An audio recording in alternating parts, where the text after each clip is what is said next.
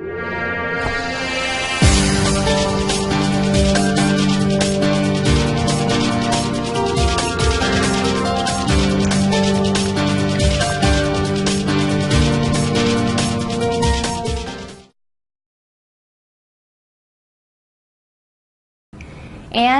to top it off, he's also delivered the third most viewed TED Talk to date. Since it makes sense to start with why, your book, let's go ahead and take it from there. What is the, basically, can you speak about the importance of knowing why you do what you do rather than what you do? Sure. Every organization on the planet knows what they do. Some know how they do it, but very few understand why.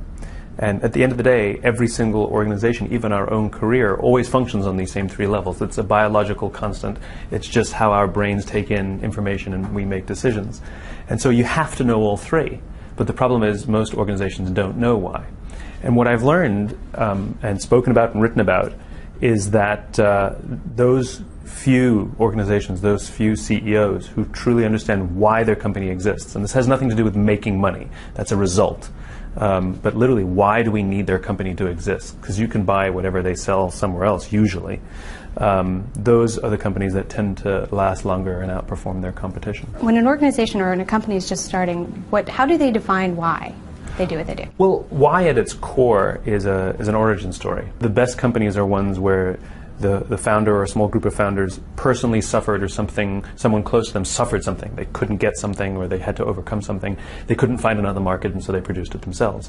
The weakest companies are the ones where somebody reads a magazine, sees a market opportunity, and attempts to, build a business around it. And the reason is simple. It's because there's no passion for something that we perceive a market opportunity around. But when we personally suffer something, or somebody around us personally suffers something, or we can't get something, this is the source of passion. And so the ability to put that story into words, the ability to truly understand why this has to exist on a very human level that goes way beyond the product or the service, is what keeps the inspiration alive as the company continues to grow. It's interesting. Tony Hsieh has often sort of been quoted as saying how he isn't necessarily passionate about what he does or what he sells or what Zappos sells. It's more or less he's passionate about customer service. Mm-hmm. So it strikes me as there are different aspects of business that people can be passionate about. How do you suggest finding that passion? So our passion comes from who we are, not necessarily what we sell. It's true, Tony doesn't necessarily care about shoes. What he cares about is human beings. What he cares about is his employees, and he cares that his employees take care of his customers. And that's how it works. He's really obsessed with having a good time, delivering happiness, as he calls it. And what he sells is incidental. He could have sold anything. And so our why comes from, like I said, who we are, how we're raised. It's the sum total of our experiences when we were kids, and our whys are fully formed by the time we're 18, 19, 20, and the rest of our careers simply offer us opportunities to bring our cause to life, to bring that purpose or cause to life. And when we do something that is consistent with what we believe, we feel passion. When we have to work hard for something we don't believe in, it's called stress.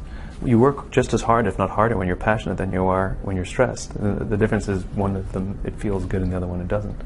So if you look at great organizations, whether it's Apple or Virgin, every company that Virgin's ever started is Richard Branson. His personality as a human being is the personality of the companies. His beliefs, his values are imbued into the organization. In other words, they're the same thing. His companies are one of the things that he's done in his life to bring who he is to life. We know this is the case in small companies, but it doesn't change when those companies get big. So you talked about Apple. You also mentioned Martin Luther King often in your speeches and in your book. I wonder if you can kind of talk about why this organization, Apple, and why this person, Martin Luther King, was so successful. Because it strikes me as maybe it's just a matter of good marketing. Remember, civil rights problems existed long before Martin Luther King. Long before Martin Luther King. I mean, what happened to the whole beginning of the 20th century? There were issues, and there was strife, and there was uprising, but how come there was no civil rights movement? And what it did is it took a person to put the cause into words beyond what they wanted, beyond how to do it, into words so compelling we understood why we had to do it. It was deeply, deeply human. It was about all men are created equal. It goes back to the very founding values of the United States, and it resonated, and it brought people together because we can disagree on how to do it. but we can't. But what we find alignment on is why we're doing it in the first place. So what can companies and entrepreneurs take away from that experience? The CEO's responsibility is to preach the cause, not just sell the product, but so that all of the people who work who join the company understand that they're joining somewhat of a social movement. Steve Jobs was really good at this. I mean, the people who worked there really thought they were going to change the world, and they still do. They did. And they did.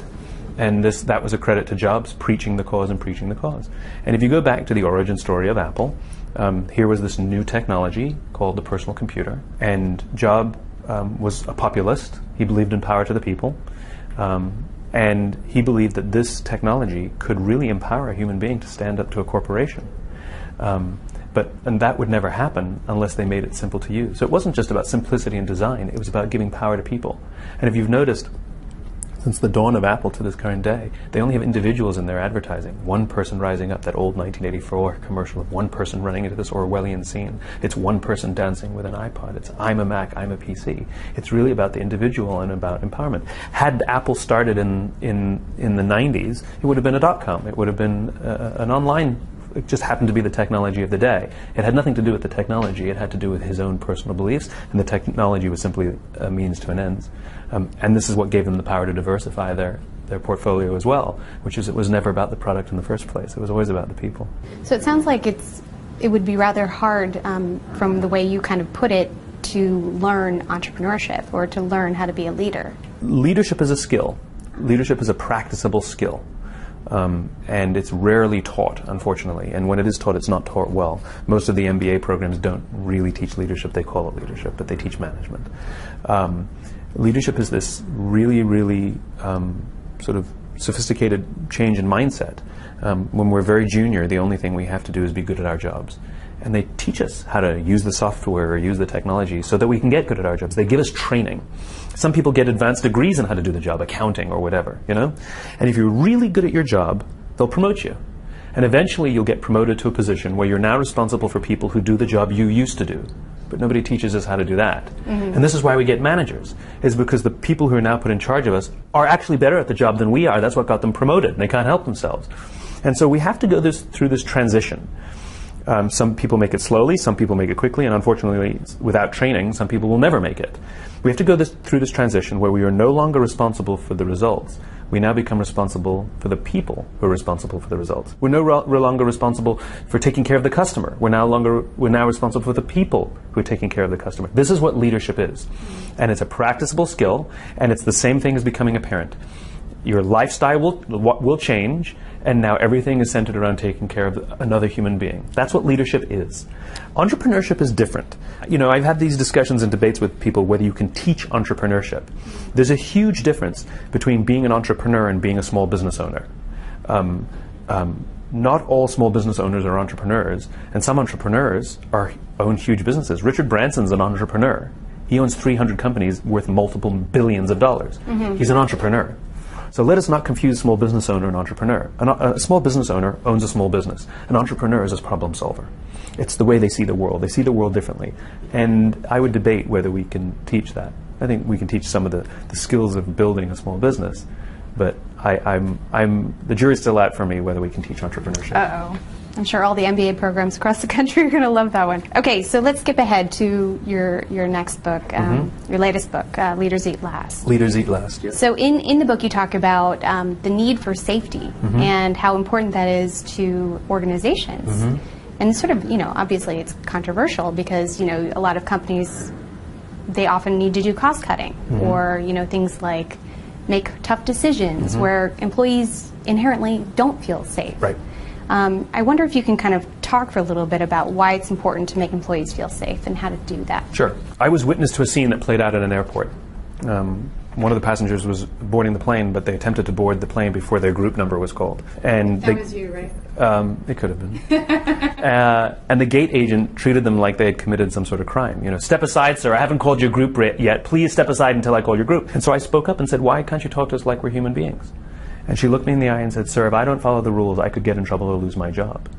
All she revealed to me is that she does not feel safe in her own job, that her own leaders do not trust her. And guess who suffers? The customer and the company. The reason we love flying Southwest Airlines is not because they have some magical gift on how to hire people. It's because the people who work there feel safe in their jobs and they don't fear their leaders. And guess who benefits? The customer and the company. At the end of the day, almost all human behavior is governed by our desire to feel safe amongst our own. It's why we sit next to people we know when we go to conferences, and we leave empty seats when we go to the movies next to strangers, because we don't want to sit next to strangers because it actually feels uncomfortable unless forced to, And so when a company creates an environment, when leaders create an environment in which their people feel like they can take risks, like they can offer ideas, that they can make decisions on how to do their own jobs without fear of getting in trouble or losing their jobs, what ends up happening is they feel loyal, they feel trust, and they feel the want and desire to cooperate, and they will offer their blood, sweat, and tears to see the vision advance.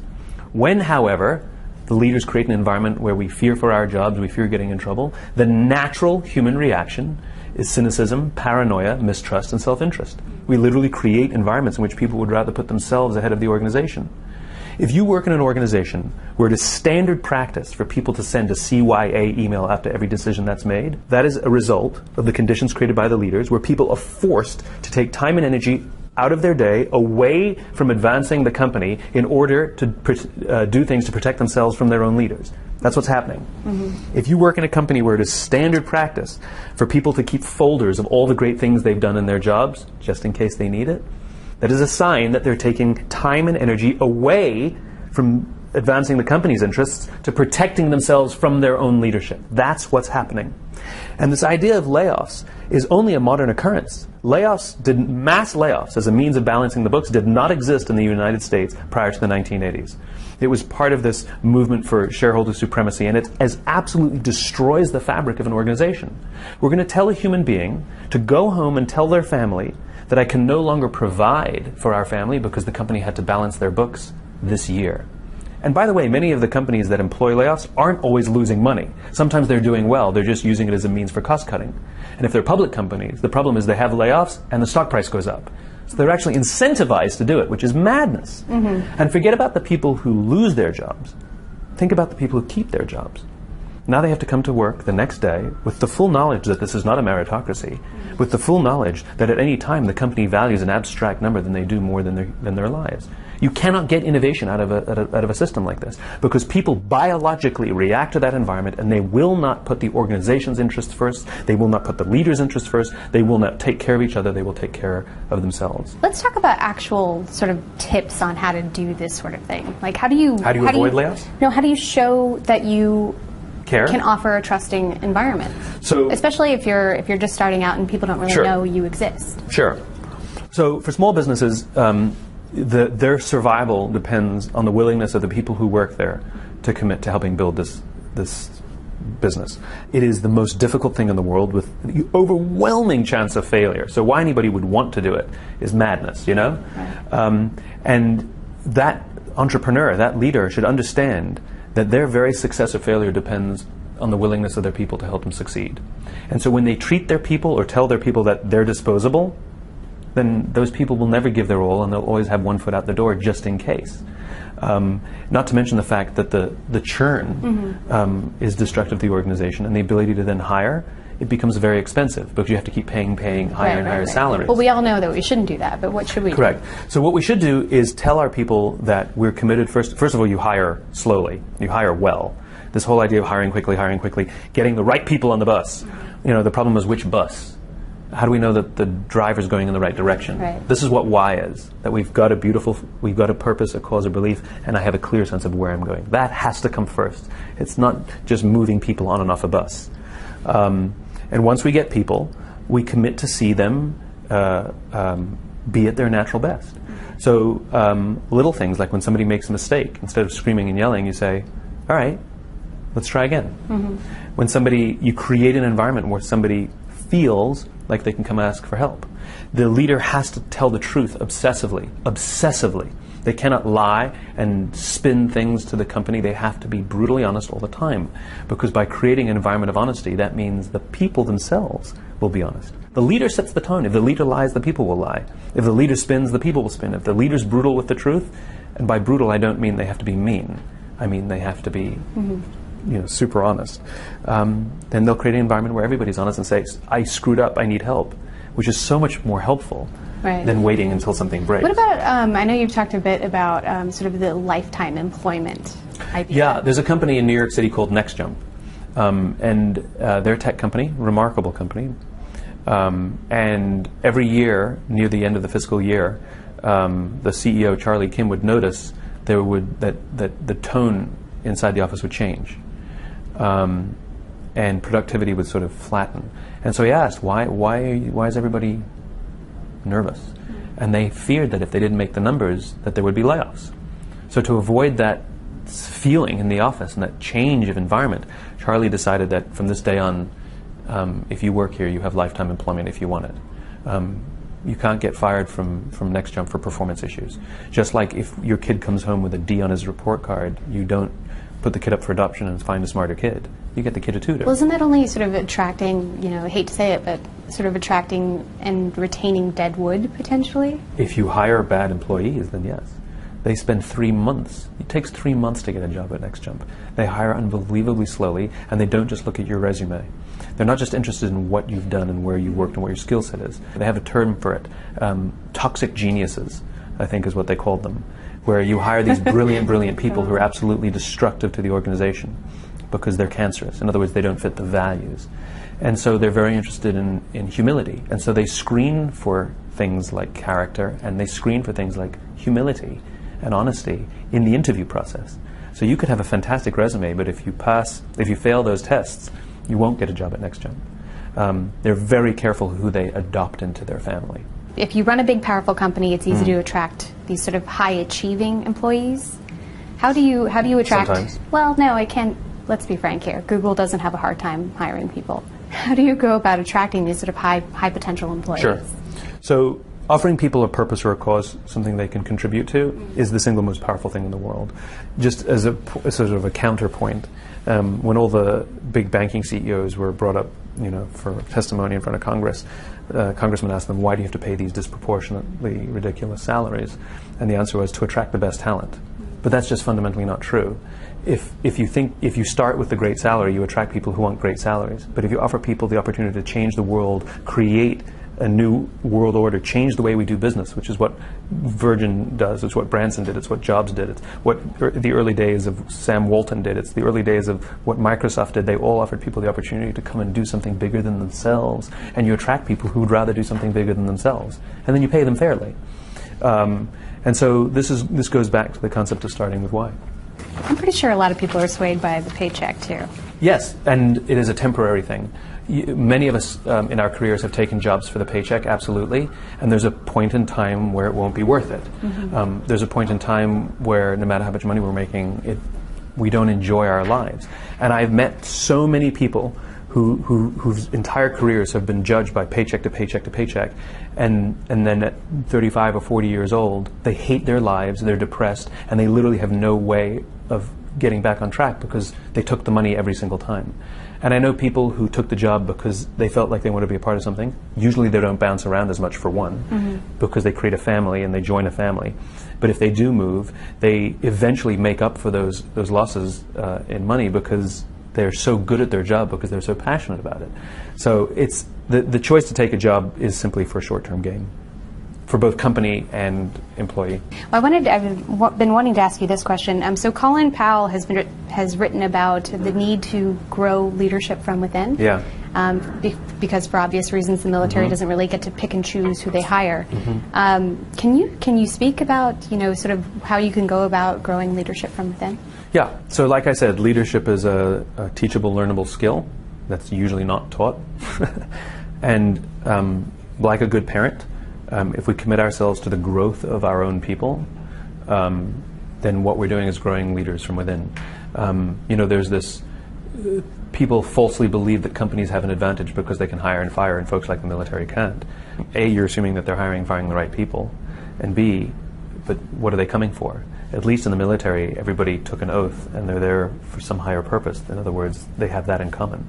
And so for a company to offer opportunities to lead projects with the possibility that you could fail and not lose your job, but you try again.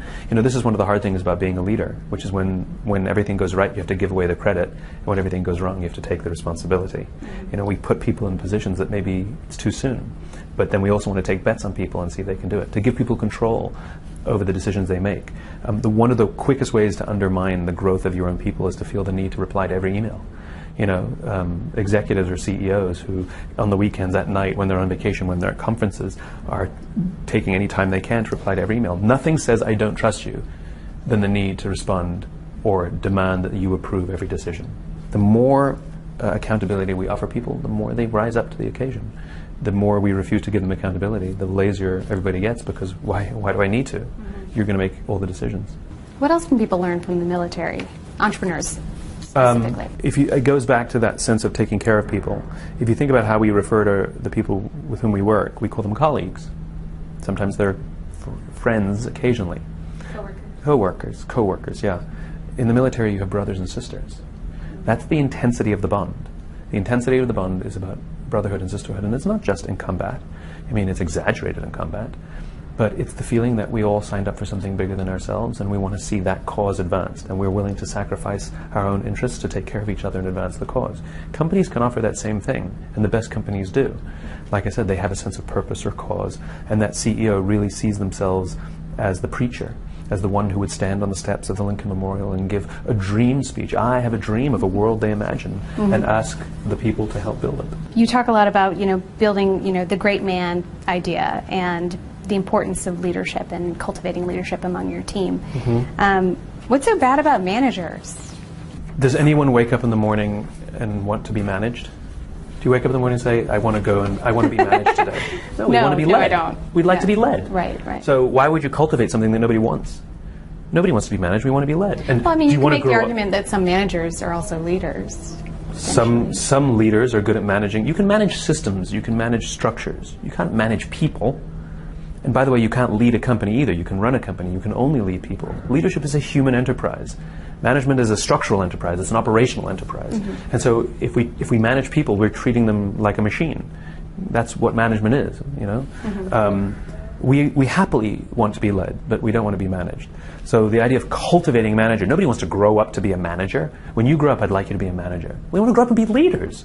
My goodness, that's inspiring. And then this sort of brings up the other sort of a rising trend in businesses, this whole holacracy theory, I guess. Obviously Zappos comes up again. They've been championing this flat management structure. What's your take on this? Do you think they will succeed, fail, or? So the concept of holacracy is kind of like a democracy. It doesn't mean the absence of leaders. Leadership is a natural human thing. You take a group of equals. Somebody will always take control, and somebody will always defer, and somebody will wait and see what happens. Like it's a natural human thing. And there's an anthropology to it that goes back 50,000 years. But the idea of the holacracy is that we're responsible for our own piece of the organization, which I think is actually quite sophisticated. We do something like this in our own little organization, and just for your viewers, we have 12 people in our organization. We count as a small business, But the way we organize is that whoever is in charge of the project, you're the boss. We all work for you. So for example, somebody who's in charge of, say, social media, right? When it's a social media project, we all work for him.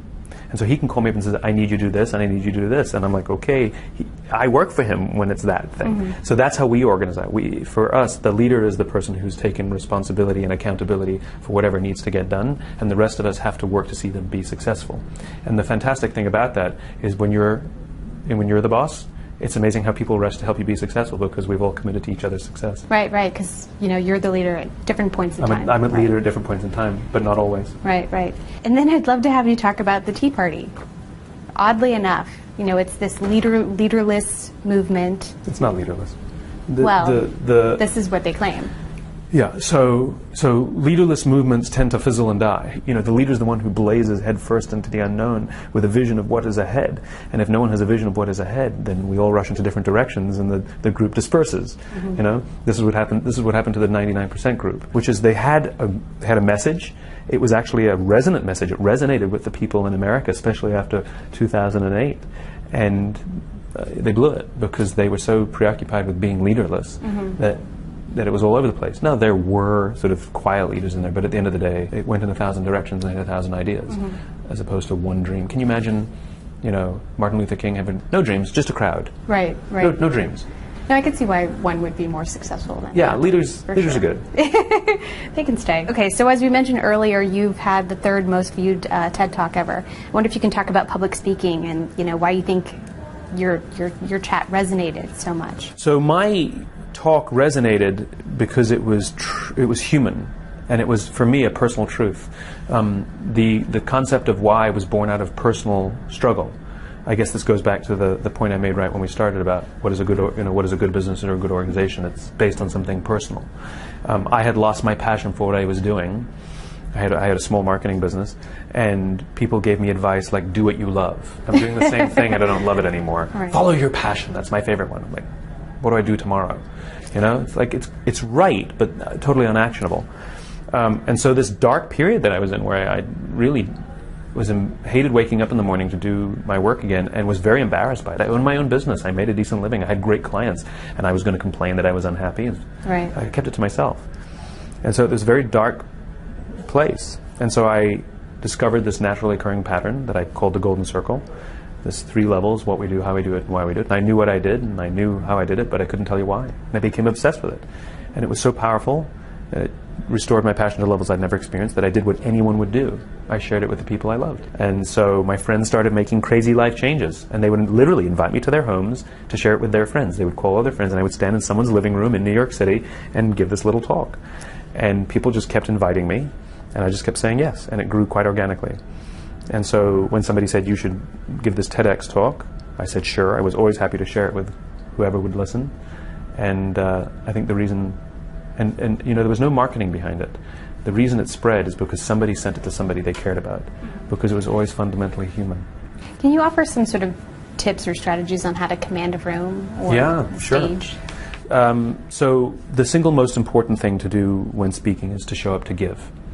It goes back to these innate human reactions to each other. I'll give you a funny example. Imagine if we were to give an award to somebody in the company, the number one employee in the company, top performer, and they stand up to give their little speech and they say, I deserve this. I'm the best. You're very lucky to have me. Right? Now, empirically, that's all very true. Popular person. But empirically, that's all true. They are the best, they do deserve it, and we are lucky to have them. But if they actually said that, we would hate them, because they're giving away that they're selfishly driven. And so usually people say, thank you. I don't deserve this. I couldn't have done it without my team. And we love them. We sit there in the audience and we love you, because they're demonstrating selflessness and humility, that I couldn't succeed without the help of others. So public speaking is the same thing. When people perceive that we're there to get something from the audience, they recoil. And so when you're there, when you literally show up because you want to win business, get people to sign up for your social media, sell a few books, get people to like you, whatever it is, the audience can sense it. But if you have something that you believe is important, that you are there to share, whether people applaud or not, whether they buy from you or not, whether they follow you or not, you're there with a giving heart, the people can sense it. So number one is you have to show up to give. I'm an introvert, which most people don't realize. No. I know. But actually being an introvert helps me be a public speaker, because I don't like holding court. I don't like speaking to audiences. And so another tip is you speak to one person at a time. I look one person in the eye, and I give them either an entire sentence or an entire thought. And then I look at another person, I give them an entire sentence or an entire thought. And then I give somebody else an entire sentence or an entire thought. And I'm having individual conversations. And I've learned to talk to those who are enjoying what I'm saying, and I've learned to ignore those who sit there like this. Because if I start looking at these people, then I start sweating and get crazy, and this person hates me, and they don't like me, and I have to try and convince them, and you get stuck in your head. But if I'm looking at the people like this, then it's a joyful experience, just like having a conversation with anybody who's enjoying what you're saying. Right. You find the champions in the audience and talk directly to them. But showing up to give is a big deal. We have questions from social media. Oh, great. Sandra Proudman asks, do you have a mantra you tell yourself? Well, before I speak, I do. I literally will say to myself out loud, you're here to give, you're here to share. It doesn't matter who the audience is. I'm grateful to be there. I never feel the need to give my credentials or prove why I'm there. Somebody else decided that whatever I had to say was important, and they were the ones who decided to put me on the stage. So I literally can just show up with a giver's heart. And written on my mirror, my bathroom mirror, this is true, at home it says, "Today you will inspire someone." So it's not necessarily something I'll say out loud to myself, but I am absolutely reminded of it every morning when I brush my teeth. What is your biggest advice or best advice for a startup with 10 people? Take care of those people. There's this weird notion in small business, pay yourself first. I don't actually agree with that. I think you should take care of your people first. And when your people see that you would willingly suffer to take care of them, they will reward you in kind. Whereas if you would rather see them suffer so you could take care of yourself, they'll never be there for you. I had an experience early on in my business where, and I always tried to put my people first, where we literally couldn't afford, we had $10,000 in the bank and we could barely make payroll month after month, let alone our bills. It was rough. And one of my team came to me one morning, back then there was only 2 of us actually, so the only person on my team, came to me one morning and said, "I'm cutting my salary." I said, "What do you mean you're cutting your salary?" He said, "We can't afford to pay me, so I'm going to cut my salary." I would never have done that. I would have cut my own salary first, but she volunteered to take a pay cut because she believed in me and believed what we were doing. That's what happens when we take care of our people. When our people believe that we want to see them succeed and we give them projects that they could fail, but we want to see them rise up and become the leaders that they could be, they will reward us with their blood, sweat, and tears. Take care of your people. They are more valuable than anything else. They're human beings. Yeah. And why Jan asks, I have my why, and I want to turn it into a reality. How do I make people believe in your why? You don't. That's the rub. You can't make people do anything. It's not easy, huh? You can't make people do anything. That's coercion and convincing, and that's usually what happens in so many businesses. How do we make people buy our products? We drop our price and have promotions. You can make people do anything. Having people follow your why or join you in your pursuit is much the same as exercise. There's an element of faith and commitment and consistency where you just bang the drum day after day after day because you believe in it. If you go to the gym and you come back home and you look in the mirror, you will see in the mirror nothing. But if you go to the gym the next day and you come back and look in the mirror, you will see nothing. Worse, you're in pain. And the choice to become a leader and the choice to preach your why is exactly the same. On a daily basis, you will see nothing. And sometimes you will feel lonely and you'll feel that nobody gets it and you feel like you're the only one out there. But like exercise, you just choose to stick with it because there's an element of it, there's an element of undying faith and belief that this is the right thing to do.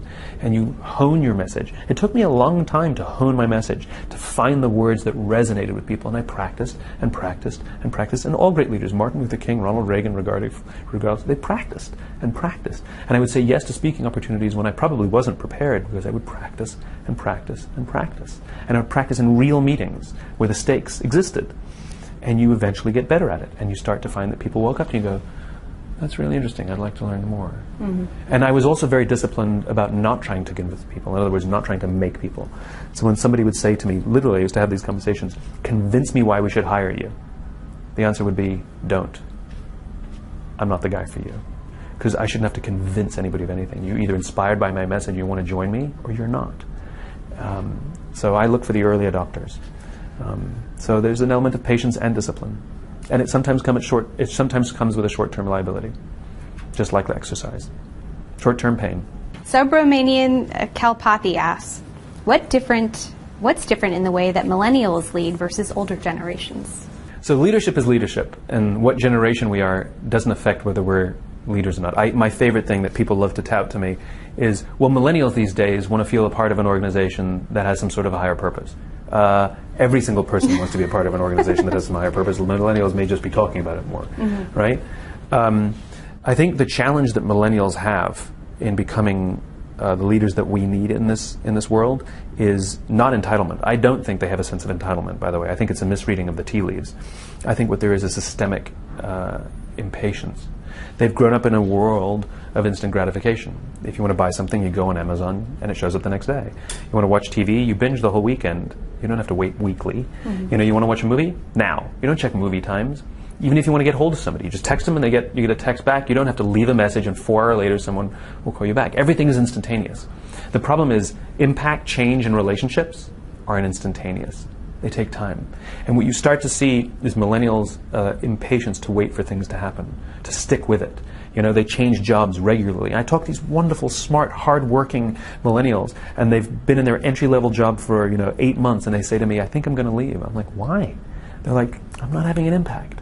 I'm like, you've been in your first job of your career for 8 months. I got some bad news for you. It takes longer, And if you look at anyone who's ever accomplished anything, they did one thing. Steve Jobs, had a couple of dinky jobs before, but then when he started Apple, that was it. He got fired and he came back. Microsoft, Bill Gates had one job. Facebook, he's had one job. Snapchat, one job. They commit themselves entirely to the building of one thing, devoted with love and passion to this cause. It's not easy every day. And if you look at the way that young people give to charity, everything's like texting a donation here and forwarding a Coney video, or this over here and that over there. If you really want to give, go to a soup kitchen every single week and put food on someone's plate. It's not a social media activity. Giving is time and energy. And so I think millennials could learn patience. So your advice to them would potentially be to take a job slowly. Take a job slowly, and that doesn't mean stick with it to the point. So it's like love, right? You cannot fall in love in 1 week. You cannot, right? We all know that. If you say, I've gone on one date and I think I'm going to marry her, and everybody's going to be like, why don't you go on a second date? In other words, we know that instinctively, right? But if you've been in the same relationship for 7 years and you're not sure, it's time to move on. It's the same. I can't tell you how long it takes. I just know that it doesn't happen quickly, but you can tell if it's too long when it's time to move. I think we might have time for one more question. Sure. This is from Andy McCabe. What kind of help do you need to spread your message and get people to support your cause? Oh, what a great question. The greatest help you can get is the help of those who believe in you, right? People who selflessly take your message, make it their own, and willingly share it with others. This is what happened to every great social movement. It's what happened to every great entrepreneur. It's how my own message and my books spread. I've never been reviewed by any major newspaper, any major publication, and yet the books sell well because somebody says you should read this. And so, instead of really practice how to articulate your message so people go, I'm listening. And the greatest place to practice, on a plane, on a train, when somebody turns to you and says, what do you do? The most dreaded question in the world, So if I don't feel like talking to someone, I'll say, I'm a writer. I'm a consultant. I'll make something up. It doesn't matter. And they go, oh, and that's it. We're done talking, right? But if I say, I teach leaders and organizations how to inspire people. Now, if they believe what I believe, which word do they hear? Inspired. And they go, that's so cool. And we're talking about me for the next 2.5 hours. If they don't believe what I believe, they say to me, what kind of organizations do you work with? So I can tell from one statement what they're tuning into. Oh, wow. And that took me a long time to hone. But I've learned that, and I can find the people who believe what I believe. And we share ideas, and we share our vision of the world, and we help each other. It's not just that they're helping me spread my message, it's that I want to help them spread theirs too. Don't you think you can also learn from people who don't believe what you believe?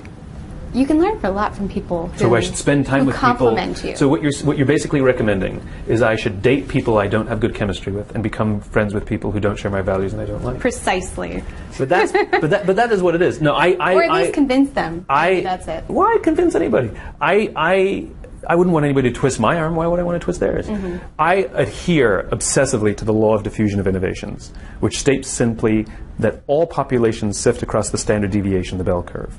You have your innovators, your early adopters, your early majority, late majority, and your laggards. And if you want to create a tipping point, you need 15 to 18% market penetration. We can get 10%, just the law of averages says it. But to create that tipping point, you have to appeal to the early adopters. And the early adopters are the ones who are willing to take risks, pay a premium, suffer some sort of inconvenience to be a part of whatever it is you represent, right? The early majority, or the majority in general, they say, what's in it for me? What guarantee do I have that this is going to work? Convince me why I should work with you. But the problem is there's no loyalty there. So I'm obsessed with the early adopter community, which means I'm much more interested in talking to people who are willing to take a risk on me, try something that's imperfect. I don't believe my ideas are perfect, and I don't believe that the things that I offer are comprehensive. But they're okay with that, because they understand that I'm working towards something bigger. That's the population I want, because they take my cause, they make it their own, and they're the ones spreading the word with me, as opposed to the majority who's just interested in what they can get out of me. Terrific. All right, Simon, thank you so much for coming today. Thanks for having me.